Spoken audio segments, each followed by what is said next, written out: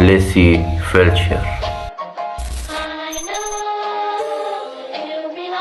قتل ناشی از سهلنگاری و قتل ناشی از شکنجه و حتی شاید بگیم فرزند کشی. شیلا وکیلی پدر مادر لیسی آلن فلچر به دخترشون میگن دخترم ما میریم بیرون و تا مدتی بعد بر میگردیم.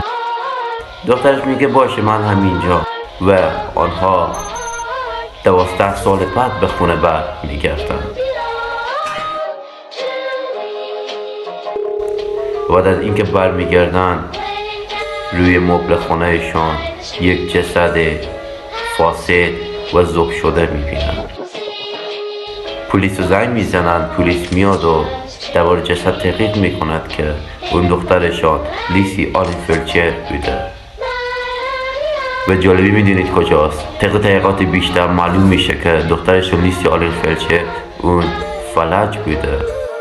بله و پدر مادرش دستگیر میشن به خاطر اینکه اونا هم خبر داشتن که دخترشان فلج بوده و اونا تنها گذاشته بودن.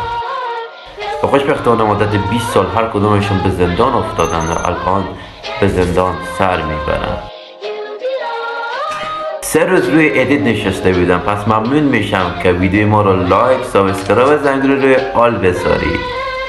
برمیگردم.